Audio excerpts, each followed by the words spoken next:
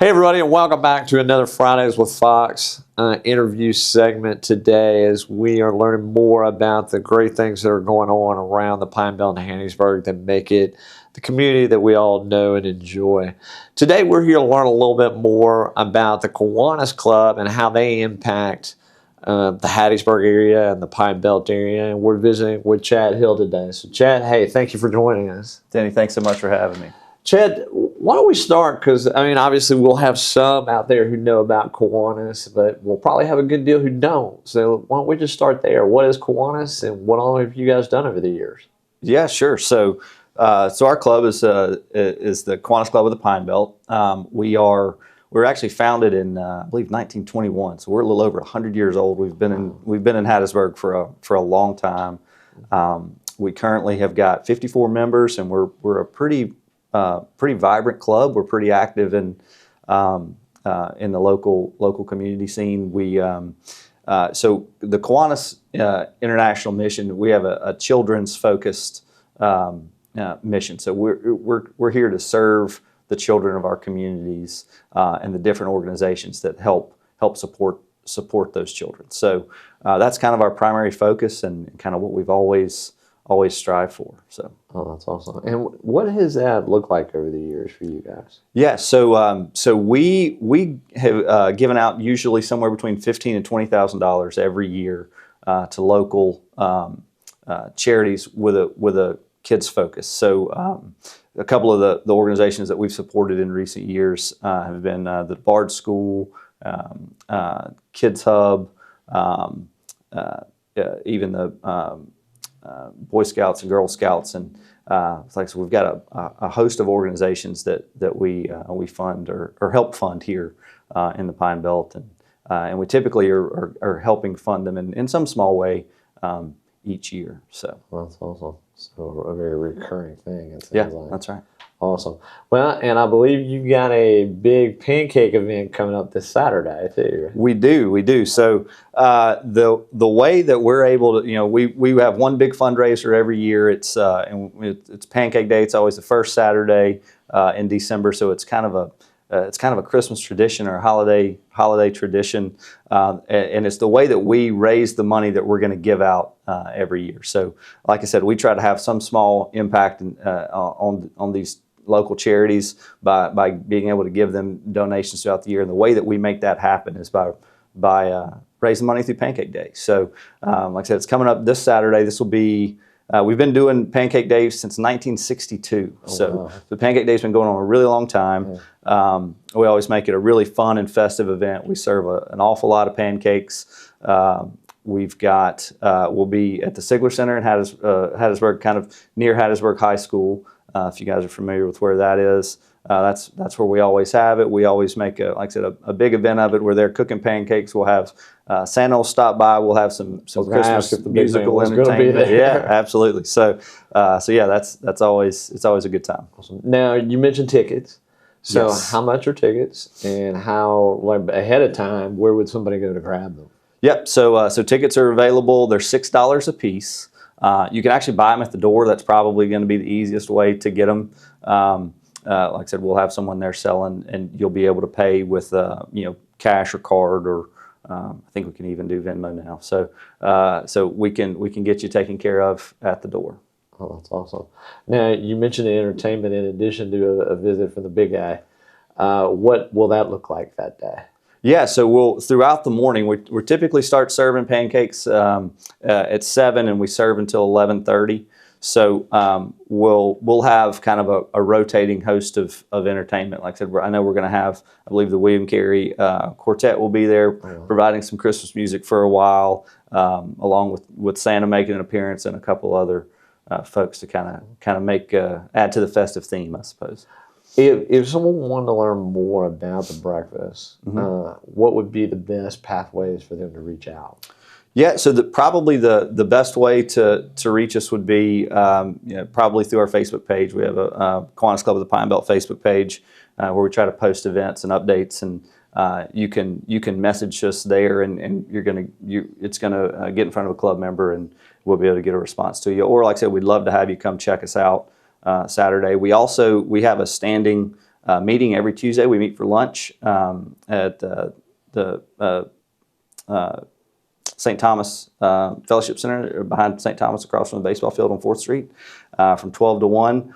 We invite all guests to join us and come have some food and fellowship with us and see what it is to be a Kiwanian and who knows, maybe decide to join us. So.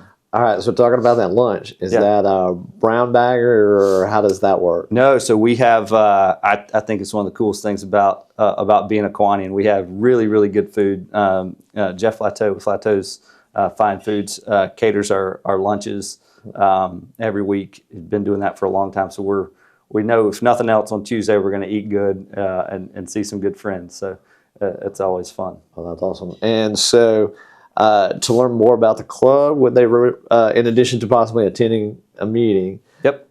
Is the Facebook page the best route to do that as well? That's right. Yeah, I'd say the Facebook page, and like I said, send us a message there, and we can get a response to you and answer any questions you have about the club. So. Now, what obviously the donations to the organizations will be probably the next thing on the docket, but long term, how far ahead does Kiwanis look, and if so, what does that look like for you guys? Yeah, so we are definitely, like I said, we've been here for over 100 years in the Pine Belt area, and we definitely plan to be here for a much longer time. For a while, or here recently, civic clubs as a rule have struggled to retain membership and struggled to be active. I'm happy to say that we're not having that struggle. We are a vibrant club. We've got people of all age demographics, all professional backgrounds. We have a really diverse and thriving club, and we're looking to add to it. We're always welcoming new members that have just a heart for service here locally in our communities. So that's kind of what we plan to be here and be making some impact for a long time, and hopefully we can increase the size of that impact. So over the last few years, what we've done, in addition to our smaller donations that we typically make to organizations, we have tried to make one large contribution to a particular service or organization in town that has a particular need, or maybe they have a big project coming up. So we've made a couple of larger donations, $7,500 donation to Kids Hub a couple of years ago. We made a $5,000 donation to the ARC this year. So we've been trying to incorporate that, trying to increase our fundraising efforts so that we have more money to give out and make a larger impact to those organizations that are serving the children in need in the Pine Belt area. So, Chad, obviously 50 to 60 members can't make an event like the Pancake Breakfast this Saturday happen on their own, right? That's right. That is right. We have a host of corporate sponsors who have been loyal supporters of our club and of Pancake Day for years. We have multiple levels of sponsorship, but everybody that participates in some way is an integral part of helping us raise money that ultimately finds its way back out into the community. And so we're incredibly grateful for them.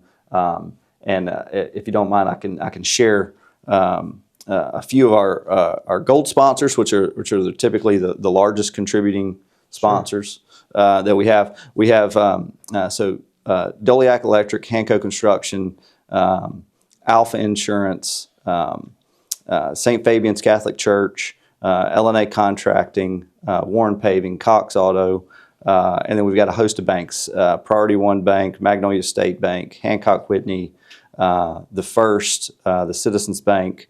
Those are just some of our gold sponsors. We've got a host of silver and bronze sponsors, and maybe you guys could show or link to something from this. But they're great supporters of ours, and it is not a stretch to say that we could not do what we do without them. So. Well, and that's awesome that the business community is rallying behind you guys in support of our area children. Absolutely. I know you're a parent, and I'm a parent as well. And yes. We need a lot of positivity for our kids right now. Absolutely.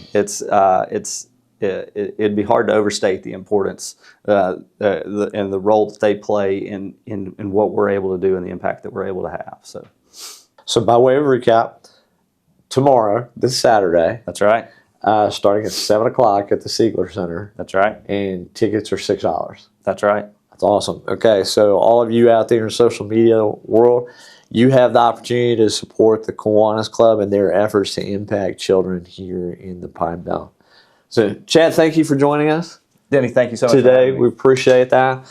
And as always, to our friends out there in the social media world, please feel free to leave comments, drop suggestions of people like the Kiwanis Club or some of the others you may have seen in our past episodes in the comments section, and we will reach out and hopefully be able to get them on the air after the holidays, because we're going to take a brief break over the holidays and come back strong in 2025.